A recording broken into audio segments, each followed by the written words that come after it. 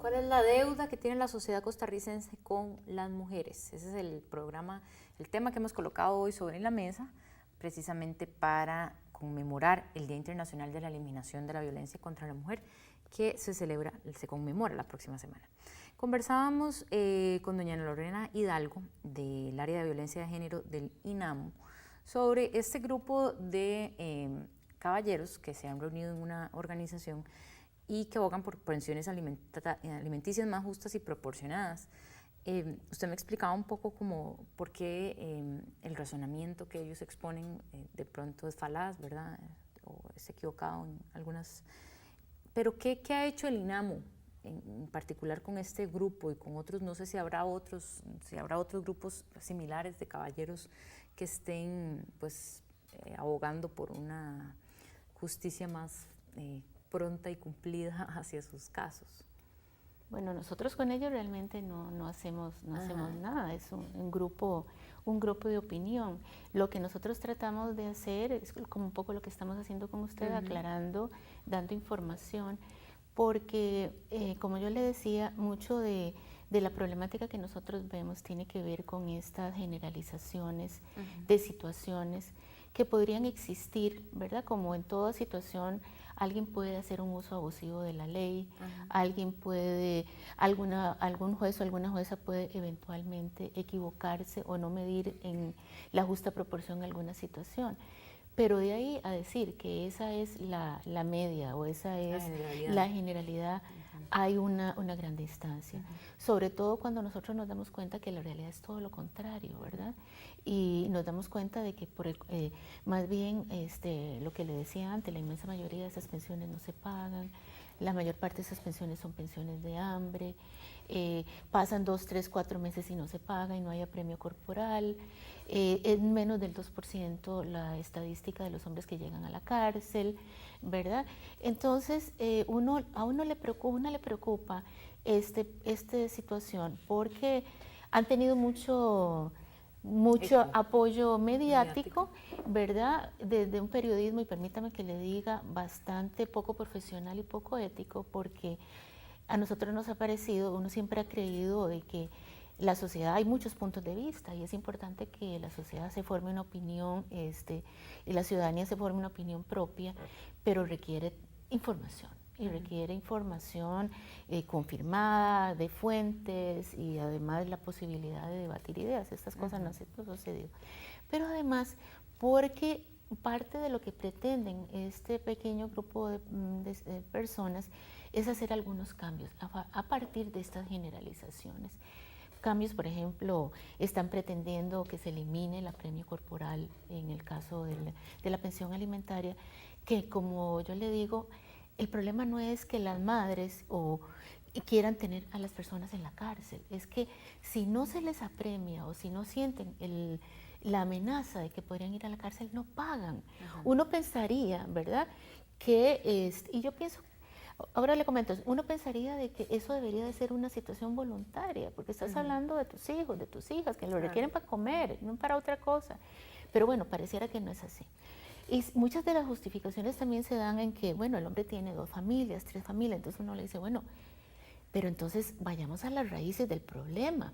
O sea, ¿dónde está ese ejercicio de una sexualidad responsable?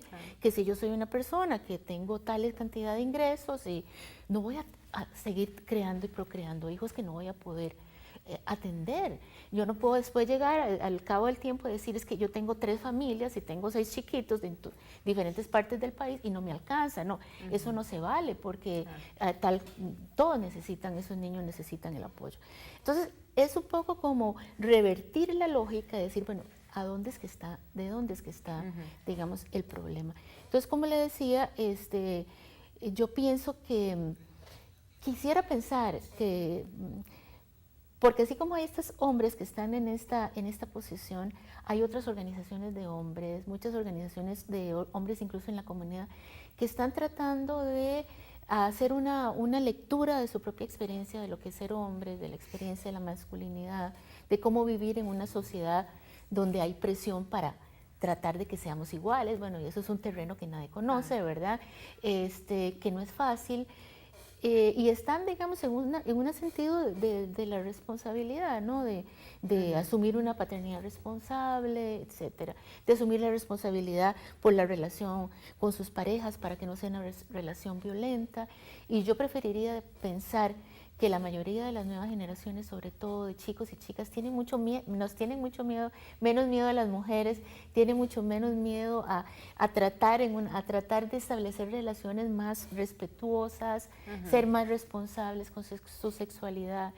Entonces pienso que esta es una expresión lamentable, tardía, retardataria, diría yo, cultural, pero también hay que ponerle atención para que no nos confunda más de la cuenta. Y ahora, precisamente en el marco de esta conmemoración, ¿qué está haciendo el Instituto Nacional de las Mujeres para erradicar la violencia contra las mujeres? Sabemos que es un trabajo de todos los días, pero quisiera que me mencionara, quizás, los dos programas más importantes al respecto. Bueno, realmente hay 20 años de política pública en el cual el INAMO, con otras instituciones, organizaciones de la sociedad, viene haciendo, digamos, trabajo. Tal vez le mencionaría algunas de las dos cosas que estamos tratando de hacer que podrían sonar novedosas para algunas personas. Uno de estos tiene que ver con enfocarnos con más fuerza, destinar más recursos a lo que es la prevención, lo que llamamos la prevención primaria de la violencia. O sea, aquellos factores de carácter estructural que están, como por ejemplo el trabajo con las nuevas masculinidades, el trabajar en la prevención de violencia con las niñas, ¿verdad?, con las adolescentes, el involucrar más a la comunidad, porque las mujeres hemos estado tratando durante 20 años que el Estado responda, y el Estado tiene que responder y tiene todavía mucha deuda, como usted decía al inicio del programa, con las mujeres, pero la realidad es que la violencia solo la vamos a cambiar cuando todas las personas de la sociedad nos involucremos. O sea que sí existe ese enfoque de trabajar directamente con los hombres. Sí, sí, claro, por supuesto, desde un enfoque de las nuevas masculinidades. No lo vamos a hacer nosotros porque no es nuestra misión, pero sí apoyar a quienes están trabajando. Y el segundo punto, brevemente, el segundo punto que quería mencionar, que le parecía novedoso. Bueno, y también estamos trabajando ya en la parte de la atención para tratar de fortalecer lo que son los programas de la atención más enfocada a las situaciones de más riesgo. Vamos a tratar de prevenir antes de que ocurra, pero también tratar de evitar las muertes, fortaleciendo a nivel comunitario la actividad de la policía con los juzgados. La inmensa mayoría de las muertes en este país no es la estadística en otros, donde hay otras formas de causas de muerte de mujeres, pero aquí siguen siendo la muerte por relaciones de pareja, exparejas, parejas actuales, y generalmente son muertes anunciadas. Entonces, muchas gracias, doña Ana. Sin duda importantísima la labor que ustedes están haciendo en el INAMO, y vamos entonces en la segunda parte a seguir analizando este tema. Vamos a hacer una pausa y ya regresamos a Sobre la Mesa.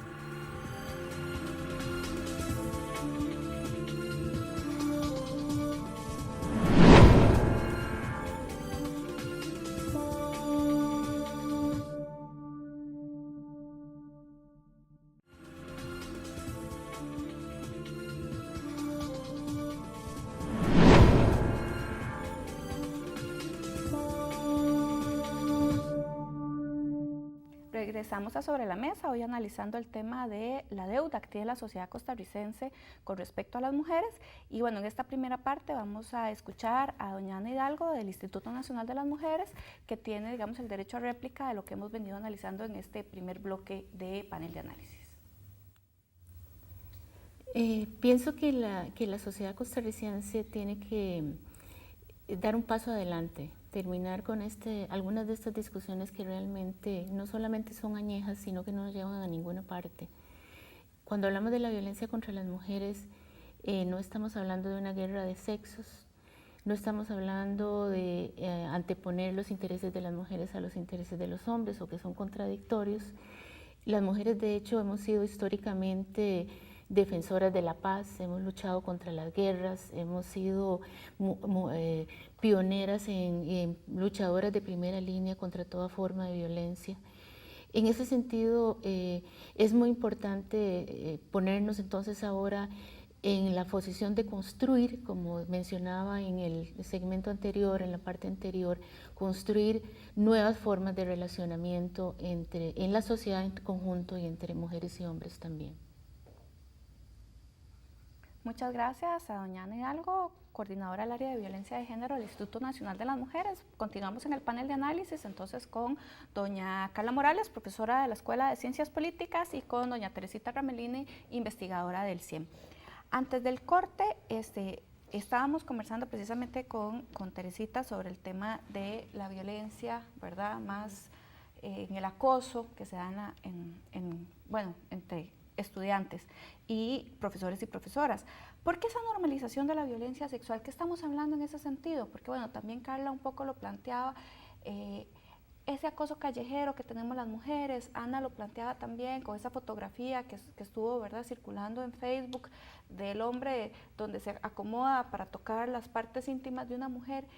¿Eso por qué? ¿Verdad? ¿Cuál es la raíz de esa violencia sexual y esa normalización de la violencia sexual? Claro, todas estas formas de violencia nos hablan de un desbalance de poder entre los seres humanos, y en este caso entre hombres y mujeres, y además nos habla de que ese desbalance de poder lleva a un abuso de poder, en este caso, ¿verdad?, por una de las partes.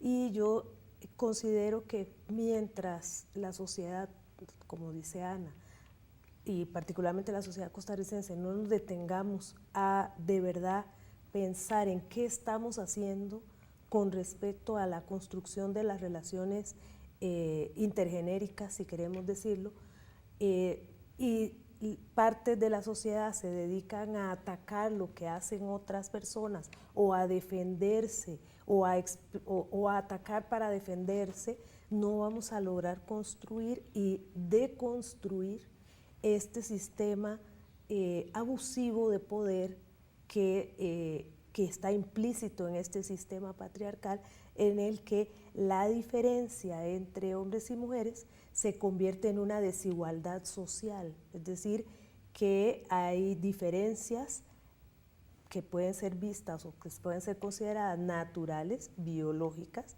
que han sido utilizadas para construir una desigualdad social, y si no tomamos conciencia de eso, en realidad vamos a seguir repitiendo, como decía Carla, el patrón, el círculo vicioso de no ponernos a pensar cómo hacemos para construir una sociedad en la que quepamos todas las personas sin que unas personas estén aplastando a otras. Sí, y Carla, tal vez un poco en esta línea, ¿verdad? Todavía se sigue tolerando, todavía se sigue justificando la violencia, ahora todavía se siguen hasta abriendo los espacios para que se justifique, ¿verdad?, en alguna manera la violencia. ¿Qué nos faltaría? Digamos, algunos elementos que se podrían mejorar desde la institucionalidad para mejorar este tipo de cosas. Sí, esa es la parte más difícil, claro, ¿verdad? Esa es la pregunta del millón. Yo creo que hay esfuerzos importantes, ¿verdad? El trabajo en el proceso de socialización primaria es fundamental, me parece a mí, el trabajo incluso con las familias, ¿verdad? Con las personas que constituyen los núcleos familiares. Es un reto para el país y pasa por el sistema educativo y pasa por los mecanismos de socialización, es decir, los medios de comunicación también tienen un papel fundamental para tratar de comunicar, ¿verdad?, y hacerle entender a la ciudadanía, a la sociedad en general, que son cosas que no podemos seguir aceptando como sociedad. Eso me parece en términos generales. Y la otra es cómo llegarle a quien más lo necesita, ¿verdad? Porque en realidad uno puede pensar que hay grupos de población que tienen más acceso a cierto tipo de información, o porque estamos en una universidad, o porque vamos a un sistema educativo que nos da algunas herramientas, ¿verdad?, que nos puede acercar a tener mejores condiciones para enfrentar una situación de esas. Pero ¿qué pasa cuando estamos, cuando vemos brechas, por ejemplo, territoriales, con mujeres o familias incluso que tienen menos recursos, ¿verdad? ¿Cómo enfrentar una situación de violencia? Creo que se ha caminado hacia eso, es decir, el que el INAMO tenga presencia en las regiones, el que se hagan enlaces estratégicos con actores fundamentales en los territorios, el papel que tienen las municipalidades, por ejemplo, debería de caminar hacia eso, ¿verdad? Hacia ir constituyendo un conjunto social para el cambio, ¿verdad? Digo que es difícil porque, bueno, tenemos, doña Ana decía, tenemos más de 20 años de política pública, pero seguimos teniendo incidencias importantes del tema de violencia en contra de las mujeres. Entonces, sin ser pesimista, ¿verdad?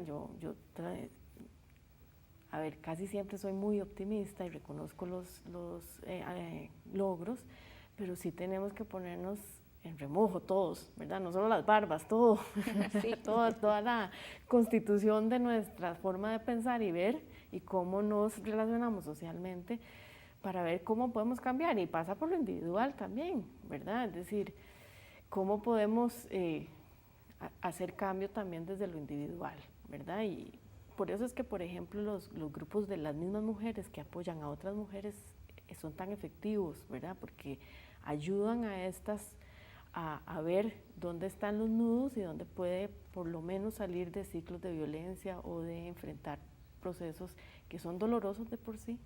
Cuando hablamos de acoso sexual, por ejemplo, en el empleo o en la docencia, son procesos que son complicados, ¿verdad? Pero no por eso no los vamos a poder enfrentar. Entonces, tiene sus aristas complicadas, pero yo creo que si la decisión está y hay una convicción sobre eso, pues hacia eso hay que trabajar. Claro, pareciera que, perdón, sí, que lo que dice Carla, ¿verdad? Voluntad política a nivel más macro y procesos sistemáticos y ampliados de empoderamiento de las propias mujeres para la toma de conciencia acerca de las inequidades, las desigualdades y lo injusto que es vivir una vida inmersa en una situación de violencia. Entonces, como que esos dos elementos nos darían un poco más de fortaleza para luchar por la erradicación de la violencia hacia las mujeres. Sí, y bueno, además un poco planteas el tema de empoderamiento de las mujeres, ¿verdad? Que eso es algo muy importante, que también conozcan, porque a veces cuando uno habla de estos temas dicen, pero es que ni ellas mismas saben que están en condiciones de violencia. Sí, efectivamente es producto de la sociedad patriarcal. Y también algo que planteaban era el tema del trabajo de nuevas masculinidades, ¿verdad? O sea, una masculinidad más equilibrada, más equitativa. En ese sentido, hay como dos tendencias a nivel mundial, ¿verdad? El tema de una masculinidad que apoya, ¿verdad?, y reconoce la violencia contra las mujeres, y una masculinidad que quiere mantener el status quo. En ese sentido, Teresita, ¿usted piensa que esta lógica de, ¿verdad?, de polarizar la discusión ahora, como lo que fue lo de las pensiones alimenticias, responde a estas grandes discusiones de las nuevas masculinidades? Pues sí, pienso que también captan, ¿verdad?, los grupos opuestos en términos de si está trabajando por el mantenimiento de la masculinidad hegemónica, sí, o si efectivamente son los grupos de hombres que están replanteándose una masculinidad alternativa. Sin embargo, las voces de estos grupos que defienden la masculinidad hegemónica se le ha dado como mucho espacio para que planteen sus denuncias, sus demandas, sí, y creo que este otro grupo que está trabajando por la construcción de masculinidades alternativas no ha tenido tanto espacio para plantear cuáles son sus visiones en torno a esto. Y ya desde ahí estamos hablando que efectivamente sí, hay un desbalance también en esos sectores, ¿verdad? Claro, y Carla, ¿cómo podríamos explicar rápidamente, porque ya estamos llegando al final del programa, esa lógica que plantea que la justicia en Costa Rica está sesgada y está en contra de los hombres, ¿verdad? Que es un poco lo que se ha estado reproduciendo en los últimos meses, ¿verdad? ¿Por qué esto no es de esa manera? Bueno, porque hay evidencia suficiente para entender que hay una desigualdad, que hay una relación de poder inequitativa y que hay una incidencia directa en este tema que nos ocupa. Podemos hablar sobre otros, pero en este tema que nos ocupa hay una incidencia clara de la violencia en contra de las mujeres y que se requiere atender de manera particular y específica con ciertas características que no sucede al contrario, ¿verdad? Y que parte del reconocimiento de los derechos. ¿Y los derechos a qué? A vivir una vida sana, libre de violencia, libre de cualquier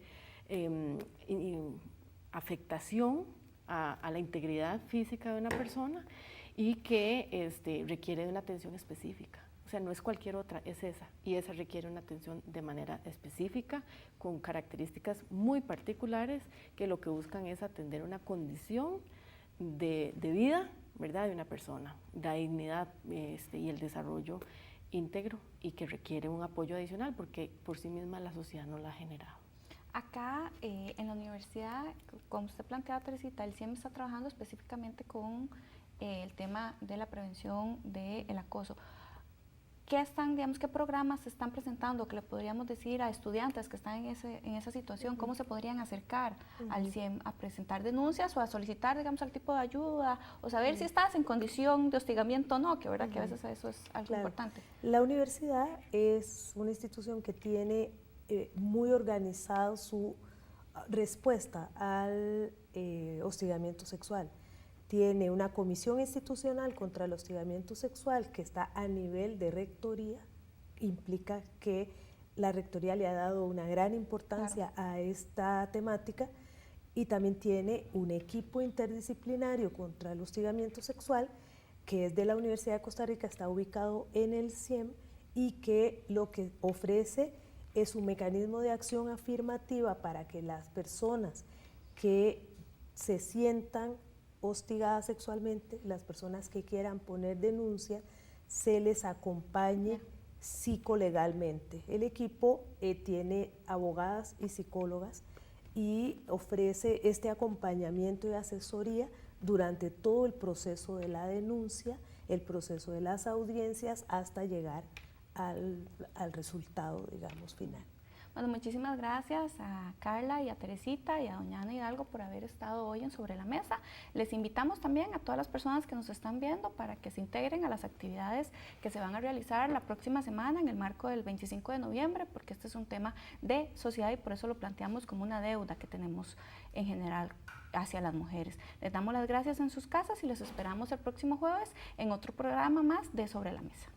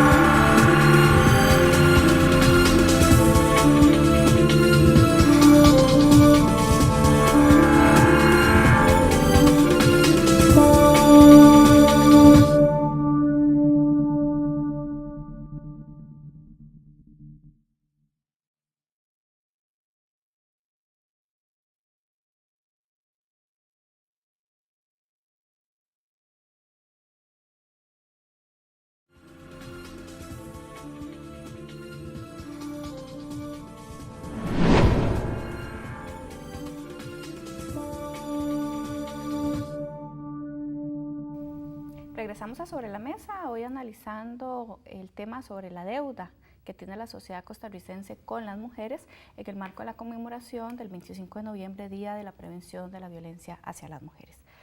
En la entrevista un poco, doña Ana Hidalgo del Instituto Nacional de las Mujeres planteaba varias cosas interesantes, pero tal vez, Carla, podríamos empezar con que, bueno, las estadísticas en general muestran que la violencia en general sexista está de manera incuestionable ensañada contra las mujeres. Pero a pesar, digamos, de que existe un contradiscurso en ese sentido, ¿verdad?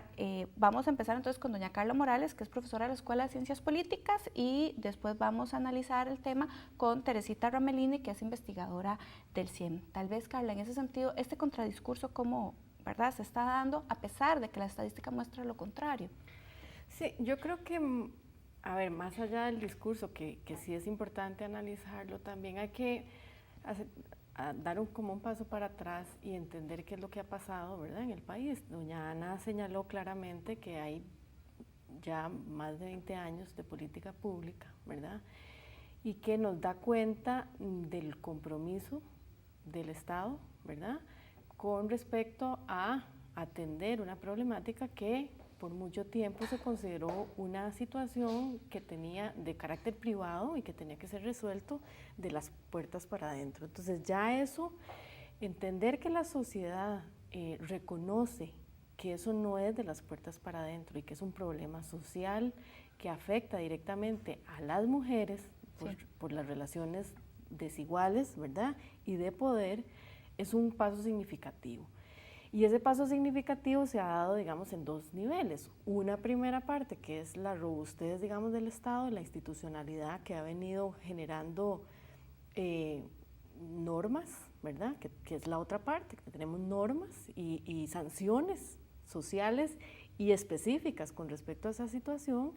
Y por otra parte, bueno, una institucionalidad que va acompañando estos procesos, ¿verdad? Entonces, esa es la parte más importante, creo yo, de logro significativo en términos efectivos, ¿verdad?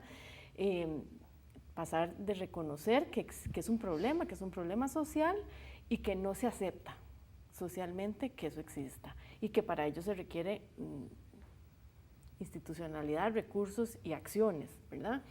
Pero entonces también viene la otra parte, que es empezar ya después de un proceso amplio de trabajo a tratar de desestimar o pensar que ya no es importante, que no es necesario y que más bien se está utilizando de mala manera, digamos, o se está usando de un recurso, ¿verdad?, dispuesto para las mujeres. Entonces ahí yo creo que ahí la sutileza de esa diferencia es riesgosa, porque no podemos aceptar a partir de uno o dos casos que nos encontramos por ahí, que no se pueden desestimar tampoco, pero que no son significativos con respecto a la incidencia o lo que las mujeres han vivido durante mucho tiempo.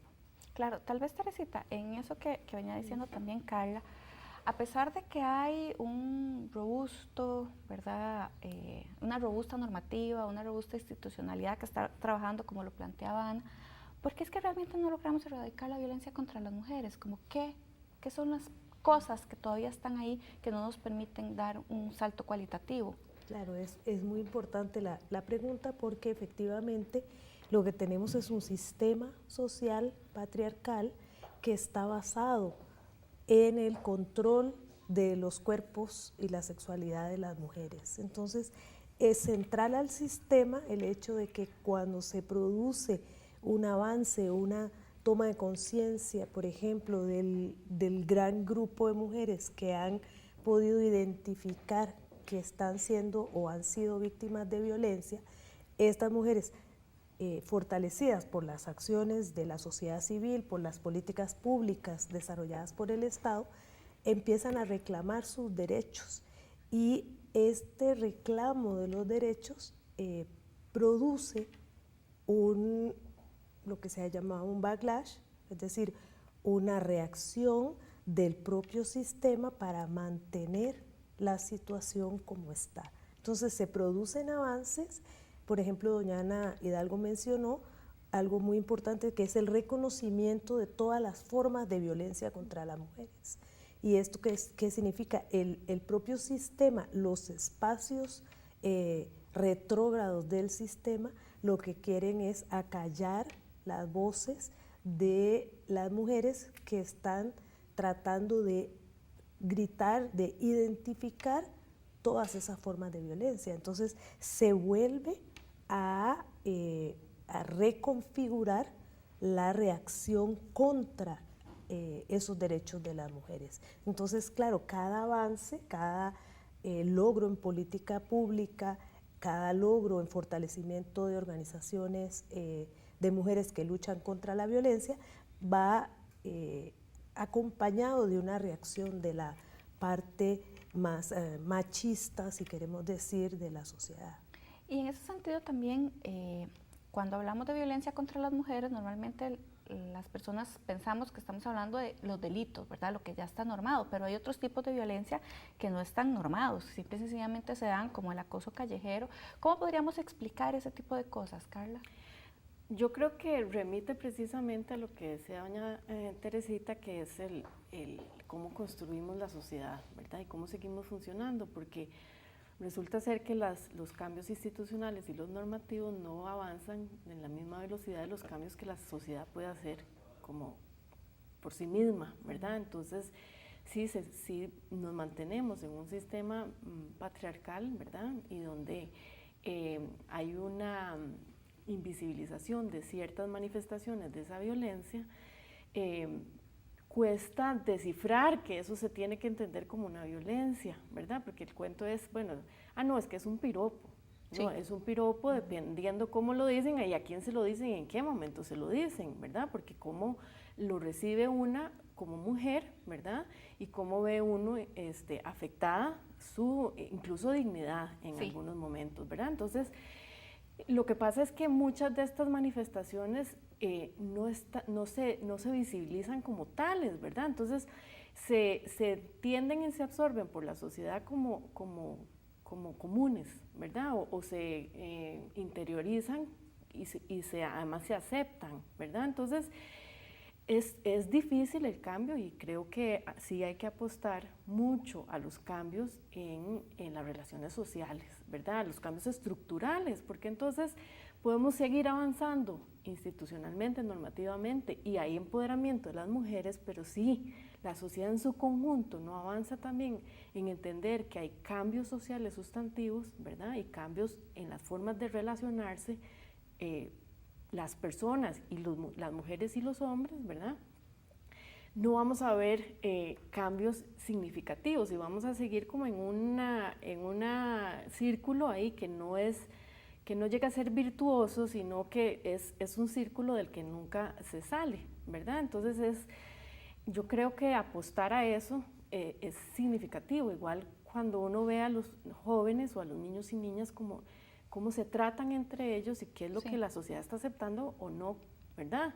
No es que ya nos tratamos solo como iguales, sino que estamos aceptando y qué límite es una relación entre jóvenes, por ejemplo, afectiva o de juego incluso, y cuando tenemos que entender que eso ya es violencia o no, ¿verdad? Entonces, también hay que generar muchas herramientas para poder ir desgranando, ¿verdad? Esas sutilezas de la sociedad que a veces pasan como desapercibidas, porque no es el golpe que le dan a una mujer, ¿verdad? Son muchas manifestaciones, incluso imperceptibles, ¿verdad? Que el sistema, cuando una mujer asciende, por ejemplo, en puestos y va teniendo niveles de poder, cada grado que va subiendo va enfrentando diferentes formas de violencia, de resistencia al sistema finalmente. Entonces, hay cosas que son más evidentes y hay otras que hay que empezar a definirlas, ¿verdad? Como formas de violencia también. Tal vez, Teresita, desde el CIEM, ¿cuáles han identificado como los tipos de violencia que más están afectando en este momento a las mujeres y que tenemos que trabajar de manera prioritaria? Bueno, en el CIEM trabajamos mayoritariamente haciendo investigación en la comunidad universitaria. Sí. Y es muy interesante que hemos estado trabajando, tal vez no sé si son las más comunes, pero las que hemos estado visibilizando más, el hostigamiento sexual en el empleo y la docencia en la U. Sí. Y también se está haciendo, en este momento se está iniciando el proceso para hacer una nueva encuesta nacional de violencia contra las mujeres, como la que ya se hizo en el 2003, 2004, y además estamos haciendo otra encuesta que es violencia contra las mujeres en las sedes universitarias. Y ahí estamos todavía en etapa de sistematización de los datos, pero lo que hemos visto es que estamos encontrando pues mucha violencia en las relaciones de pareja, que mayoritariamente son de noviazgo, hay algunas de convivencia, ¿verdad? Pero también encontramos muchos relatos sobre historias de abuso sexual antes de entrar a la universidad, por ejemplo, y estamos encontrando también bastantes relatos de violencia patrimonial, de chicas que no están recibiendo el apoyo, digamos, de sus padres cuando están separados, el apoyo económico, por ejemplo, ¿verdad? Pero el eje central de nuestro trabajo en el CIEM ha sido la prevención, sanción y erradicación del hostigamiento sexual en este espacio universitario. ¿Y hay alguna estadística o todavía no tenemos? La nueva no está todavía lista, pero en otros espacios universitarios, inclusive no solo en la UCR, oscila aproximadamente entre un 12 y un 18% de estudiantes que han recibido manifestaciones de hostigamiento sexual consideradas en la ley. Ahora, lo que mencionaba, lo que no está en la ley. También doña Ana Hidalgo, lo de la violencia, digamos, callejera en el ámbito universitario, que no está tan tipificada, ¿verdad? Aumenta mucho más. Y lo otro que es muy interesante es que, bueno, este hostigamiento sexual, por ejemplo, procede básicamente de, en primer lugar, de hombre a mujer, en segundo lugar, de hombre a hombre, y muy lejos, un pequeñísimo porcentaje de mujeres que hostigan hombres y de mujeres que hostigan mujeres. Pero los dos primeros grandes porcentajes son hombres que hostigan mujeres y hombres que hostigan a hombres.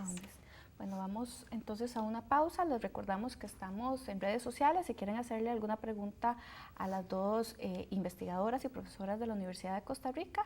Y bueno, ya regresamos.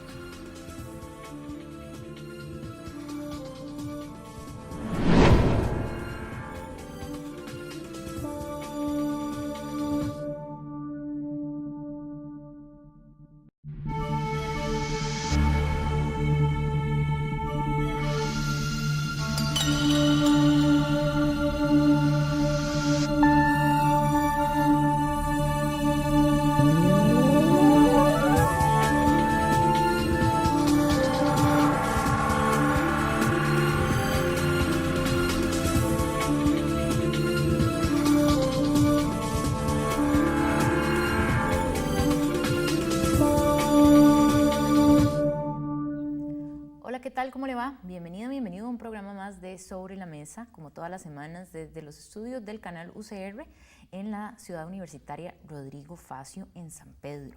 Estamos en el último programa del mes de noviembre, completamente en vivo, si nos está viendo el día jueves. Y es precisamente noviembre, el mes en que el 25, en la próxima semana precisamente, se conmemora el Día Internacional de la Eliminación de la Violencia contra la Mujer. Y por eso quisimos dedicar este último programa del penúltimo mes del año a este importante tema. ¿Cuál es la deuda que tiene la sociedad todavía con las mujeres? Eso es lo que colocaremos hoy sobre la mesa. Y como siempre me acompaña Marcela Piedra, mi compañera, a quien saludo en este momento. Hola, Marcela. Hola, Natalia. Sí, efectivamente vamos a hoy analizar el tema de la violencia contra las mujeres, porque el 25 de noviembre es el día que se conmemora todo lo que es el trabajo de prevención de la violencia contra las mujeres, porque fue el día efectivamente en que asesinaron a las hermanas Mirabal en República Dominicana, que eran lideresas que estaban luchando en contra de la dictadura de Trujillo, y ese es, digamos, un elemento bastante importante de reconocer. Para eso hoy vamos a contar en la entrevista con doña Ana Hidalgo, coordinadora del área de violencia de género del Instituto Nacional de las Mujeres, y en el panel de análisis con doña Teresita Ramelini, investigadora del CIEM, y con Carla Morales, profesora de la Escuela de Ciencias Políticas. Bueno, sin más, entonces pasamos al reportaje que nos prepararon para el día de hoy.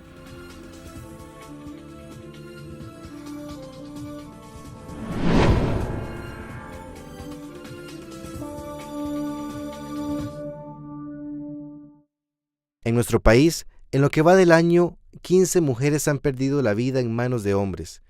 Esto significa que estamos a 3 víctimas de igualar el total de muertes por motivo de género ocurridos durante el año anterior. Sin embargo, lo más preocupante es que no hemos iniciado el mes de diciembre, temporada donde históricamente se disparan los casos de violencia intrafamiliar y femicidios. El incremento del alcohol en las celebraciones de fin de año, así como las frustraciones económicas, han sido identificados por las autoridades como los principales detonantes de la violencia en estas épocas. Durante el año 2012, se identificó que el 40% de los femicidios ocurridos en el país fueron causados por celos. El segundo motivo fueron los ataques sexuales. De acuerdo al Instituto Nacional de la Mujer, el 76% de los casos de violencia reportados durante el 2012, los concubinos de la víctima figuraron como los responsables de los hechos, además que en la mayoría de los casos hubo un arma de fuego presente en dichas agresiones. San José fue la provincia donde más casos sucedieron, principalmente en los cantones de Pérez Celedón, Central y Desamparados, aunque también existieron casos fuera del gran área metropolitana, como Talamanca, San Carlos, Punta Arenas y Turrialba. A esta situación se le suman estadísticas alarmantes a nivel social, como que 4 de cada 10 costarricenses conoce casos de alguna mujer de su familia, barrio o trabajo que es víctima de algún agresor, y aún así decide no denunciarlo. Esto lo reveló la reciente encuesta de percepciones sobre la violencia contra las mujeres, realizada el año pasado por investigadores de la Universidad Nacional y la Universidad de Costa Rica. ¿Qué plantea el actual gobierno para erradicar la violencia de género? ¿Qué podemos hacer como sociedad para evitar estos casos? Las respuestas esta noche en Sobre la Mesa.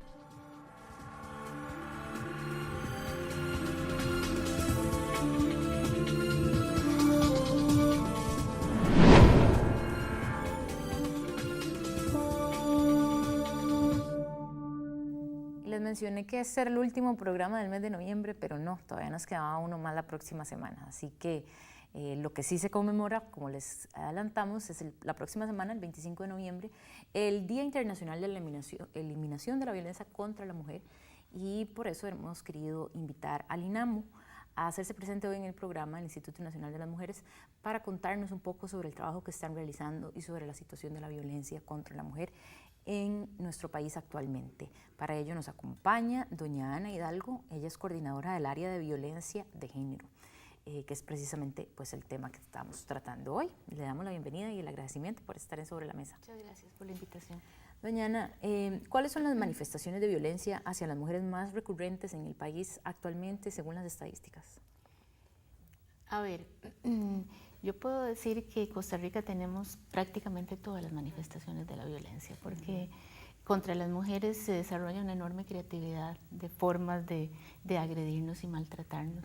Generalmente la que más conocemos es la violencia que se da en las relaciones de pareja, en el contexto de la familia, pero igualmente podemos hablar de otras que tal vez no las mencionamos tanto, o incluso tal vez no se reconozcan tanto, como la violencia callejera. No sé si usted tuvo oportunidad de ver hace poco una muchacha, una señora que posteó un tocamiento indebido sexual en un bus, ¿verdad? Que no sé cómo fue que Y esto, digamos, es solamente una evidencia de un tipo de violencia, en lo que llamamos la violencia en los espacios públicos, donde vas caminando, te vas desplazando, no es un contexto de trabajo, no es un contexto de familia, y también hay, digamos, una recurrente frecuente violencia sexual mediante acciones, palabras, etcétera, que nadie pide y que generalmente son muy invasivas de la persona. La trata de mujeres también es otra forma de violencia. El hostigamiento sexual en los contextos de trabajo y de estudios en general, que hemos visto algunos casos muy resonados porque han tenido que ver con figuras muy reputables de la sociedad costarricense y muy importantes en sus instituciones. Creo yo que el hostigamiento sexual, por ejemplo, tiene una prevalencia insospechada todavía, no medida todavía, más grande de lo que normalmente pensamos. Entonces, son muchas las manifestaciones de violencia contra las mujeres. Sin duda el machismo juega un papel fundamental, ¿verdad?, al hablar de violencia contra las mujeres. Pero ella, por algunos documentos que ustedes manejan, hablar de un machismo solapado o remozado. ¿Cómo se manifiesta ese tipo de machismo actualmente? Muy importante esta pregunta, porque hemos estado, digamos, en los últimos meses viendo en el debate nacional algunos cuestionamientos sobre la realidad de la violencia contra las mujeres, qué tan prevalente como lo decimos o no, si las mujeres mentimos, o algo que también es falaz, como decir que hablar de la violencia contra las mujeres implica oscurecer la posibilidad de que existan otras formas de violencia. Más allá de esto también tiene que ver con un discurso que ha posicionado algunos sectores, creo que pocos minoritarios de hombres, en el sentido de cuestionar el concepto mismo de la igualdad y de reclamar desde el posicionamiento de la igualdad una realidad para ellos que no es, o sea, que ellos son tan o más víctimas de la violencia contra las mujeres. También un cuestionamiento muy, decimos nosotros, perverso, porque antier escuché en un programa de Radio Universidad a una persona, no, creo que fue el día de ayer más bien, a una persona que estaba hablando sobre los derechos de los hombres, ¿verdad? Cosa que como todo ser humano tiene derechos, por supuesto. Y decía que en el caso de las mujeres tenemos los cadáveres, pero que en el caso de los hombres no tenemos cadáveres, pero tenemos personas que están muertas en vida. Entonces yo me quedé realmente preocupada de esa banalización de lo que es la expresión más fuerte de la violencia contra las mujeres, como son los femicidios, ¿verdad? Claro. Porque es que es imposible, aquí no, por esa razón, por la razón de la violencia interpersonal, de la violencia familiar o de la violencia de la pareja, somos las mujeres las que ponemos la cuota, ¿verdad? Eso lo dice cualquier estadística, cualquier persona que pueda hacer un análisis objetivo. Entonces, a eso nos estamos refiriendo con este tipo de nuevos discursos, ¿verdad? Que tienden a generar confusión, porque parten de generalizaciones de información que no lo sustentan, de uno o dos casos, y generalizan para un universo, generalizando que esa es la práctica de toda la sociedad. Y creo que está generando una confusión complicada. Precisamente al respecto, en los últimos meses, ¿verdad?, se han organizado con bastante fuerza grupos, organizaciones que abogan por pensiones alimenticias más justas para los hombres, más proporcionadas, es el término que ellos utilizan.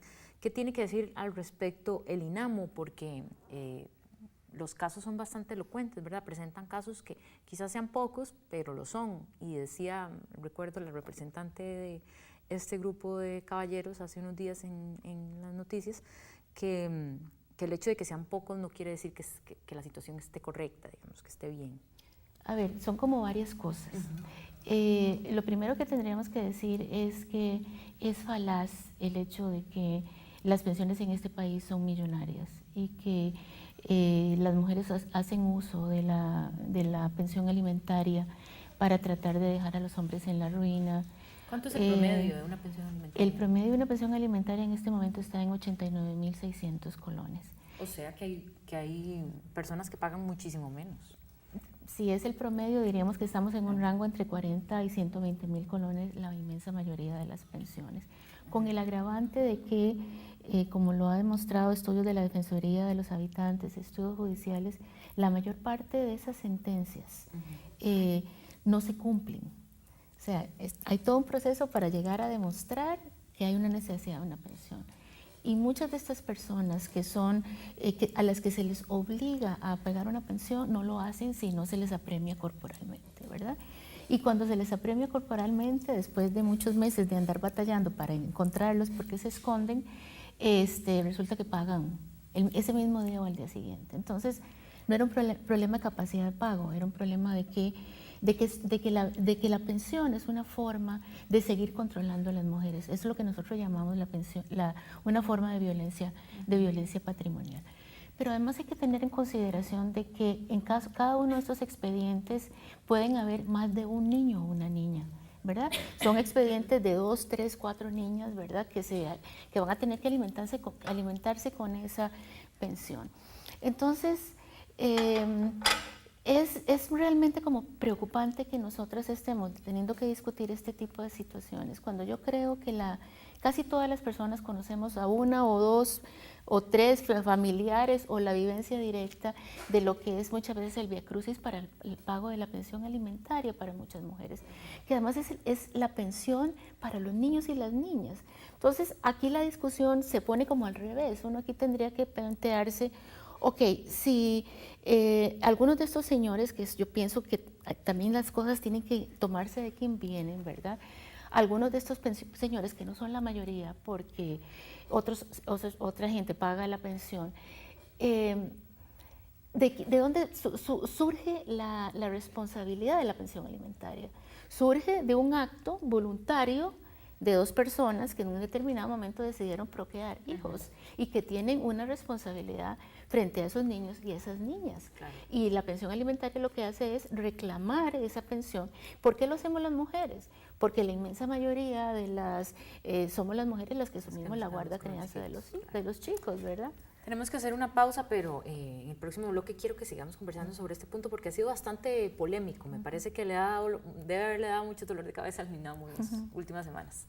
Vamos a hacer una pausa. Recuerde que estamos en Twitter y en Facebook sobre la mesa UCR por si quiere hacer alguna pregunta o comentario. Ya regresamos.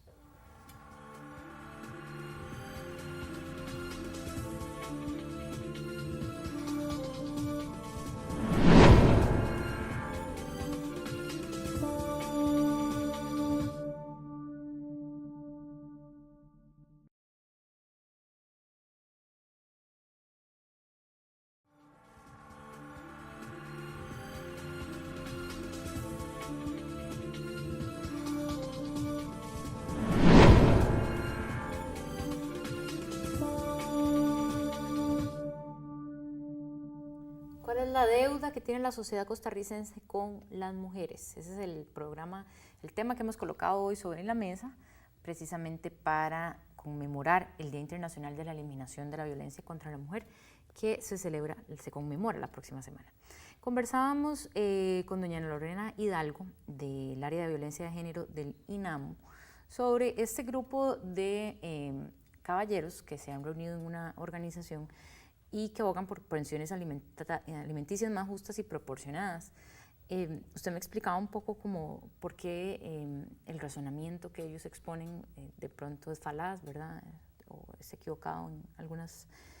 Pero ¿qué ha hecho el INAMU en particular con este grupo y con otros? No sé si habrá otros grupos similares de caballeros que estén pues abogando por una justicia más pronta y cumplida hacia sus casos. Bueno, nosotros con ellos realmente no hacemos nada, es un grupo de opinión.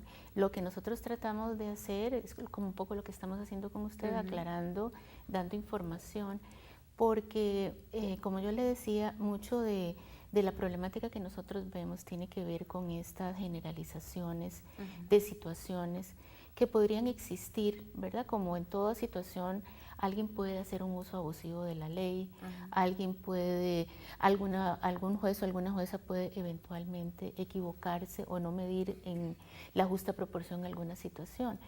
Pero de ahí a decir que esa es la media o esa es la generalidad, hay una gran distancia. Sobre todo cuando nosotros nos damos cuenta que la realidad es todo lo contrario, ¿verdad? Y nos damos cuenta de que más bien lo que le decía antes, la inmensa mayoría de esas pensiones no se pagan, la mayor parte de esas pensiones son pensiones de hambre, pasan 2, 3, 4 meses y no se paga y no hay apremio corporal, es menos del 2% la estadística de los hombres que llegan a la cárcel, ¿verdad? Entonces a uno le preocupa esta situación porque han tenido mucho apoyo mediático, ¿verdad? Desde un periodismo, y permítame que le diga, bastante poco profesional y poco ético, porque a nosotros nos ha parecido, uno siempre ha creído de que la sociedad, hay muchos puntos de vista y es importante que la sociedad se forme una opinión, y la ciudadanía se forme una opinión propia, pero requiere información. Y requiere información confirmada, de fuentes y además la posibilidad de debatir ideas. Estas cosas no han sucedido. Pero además, porque parte de lo que pretenden este pequeño grupo de personas es hacer algunos cambios a partir de estas generalizaciones. cambios, por ejemplo, están pretendiendo que se elimine la premio corporal en el caso de la pensión alimentaria, que como yo le digo, el problema no es que las madres quieran tener a las personas en la cárcel, es que si no se les apremia o si no sienten la amenaza de que podrían ir a la cárcel, no pagan. Uno pensaría, ¿verdad? Y yo pienso, ahora le comento, uno pensaría de que eso debería de ser una situación voluntaria, porque estás hablando de tus hijos, de tus hijas, que lo requieren para comer, no para otra cosa. Pero bueno, pareciera que no es así. Y muchas de las justificaciones también se dan en que, bueno, el hombre tiene 2 familias, 3 familias, entonces uno le dice, bueno, pero entonces vayamos a las raíces del problema. O sea, ¿dónde está ese ejercicio de una sexualidad responsable? Que si yo soy una persona que tengo tal cantidad de ingresos y no voy a seguir creando y procreando hijos que no voy a poder atender. Yo no puedo después llegar al cabo del tiempo y decir es que yo tengo 3 familias y tengo 6 chiquitos de diferentes partes del país y no me alcanza. No, eso no se vale porque todos necesitan, esos niños necesitan el apoyo. Entonces, es un poco como revertir la lógica de decir, bueno, ¿a dónde es que está, de dónde es que está, digamos, el problema? Entonces, como le decía, yo pienso que quisiera pensar que porque así como hay estos hombres que están en esta posición, hay otras organizaciones de hombres, muchas organizaciones de hombres incluso en la comunidad, que están tratando de hacer una lectura de su propia experiencia de lo que es ser hombre, de la experiencia de la masculinidad, de cómo vivir en una sociedad donde hay presión para tratar de que seamos iguales. Bueno, y eso es un terreno que nadie conoce, ¿verdad? Que no es fácil. Y están, digamos, en un sentido de la responsabilidad, ¿no? De asumir una paternidad responsable, etcétera. De asumir la responsabilidad por la relación con sus parejas para que no sea una relación violenta. Y yo preferiría pensar que la mayoría de las nuevas generaciones, sobre todo de chicos y chicas, tienen mucho miedo, menos miedo a las mujeres, tienen mucho menos miedo a tratar de establecer relaciones más respetuosas, ser más responsables con su sexualidad. Entonces pienso que esta es una expresión lamentable, tardía, retardataria, diría yo, cultural, pero también hay que ponerle atención para que no nos confunda más de la cuenta. Y ahora, precisamente en el marco de esta conmemoración, ¿qué está haciendo el Instituto Nacional de las Mujeres para erradicar la violencia contra las mujeres? Sabemos que es un trabajo de todos los días, pero quisiera que me mencionara, Crisal, los 2 programas más importantes al respecto. Bueno, realmente hay 20 años de política pública en el cual el INAMO con otras instituciones, organizaciones de la sociedad viene haciendo, digamos, trabajo. Tal vez le mencionaría algunas de las 2 cosas que estamos tratando de hacer que podrían sonar novedosas para algunas personas. Uno de estos tiene que ver con enfocarnos con más fuerza, destinar más recursos a lo que es la prevención, lo que llamamos la prevención primaria de la violencia. O sea, aquellos factores de carácter estructural que están, como por ejemplo el trabajo con las nuevas masculinidades, el trabajar en la prevención de violencia con las niñas, ¿verdad?, con las adolescentes, el involucrar más a la comunidad, porque las mujeres hemos estado tratando durante 20 años que el Estado responda, y el Estado tiene que responder y tiene todavía mucha deuda, como usted decía al inicio del programa, con las mujeres, pero la realidad es que la violencia solo la vamos a cambiar cuando todas las personas de la sociedad nos involucremos. O sea que sí existe ese enfoque de trabajar directamente con los hombres. Sí, sí, claro, por supuesto, desde un enfoque de las nuevas masculinidades. No lo vamos a hacer nosotros porque no es nuestra misión, pero sí apoyar a quienes están trabajando. Y el segundo punto, brevemente, el segundo punto que quería mencionar que le parecía novedoso. Bueno, y también estamos trabajando ya en la parte de la atención para tratar de fortalecer lo que son los programas de la atención más enfocada a las situaciones de más riesgo. Vamos a tratar de prevenir antes de que ocurra, pero también tratar de evitar las muertes, fortaleciendo a nivel comunitario la actividad de la policía con los juzgados. La inmensa mayoría de las muertes en este país no es la estadística en otros, donde hay otras formas de causas de muerte de mujeres, pero aquí siguen siendo la muerte por relaciones de pareja, exparejas, parejas actuales, y generalmente son muertes anunciadas. Entonces, Muchas gracias, doña Ana. Sin duda importantísima la labor que ustedes están haciendo en el INAMO, y vamos entonces en la segunda parte a seguir analizando este tema. Vamos a hacer una pausa y ya regresamos a Sobre la Mesa.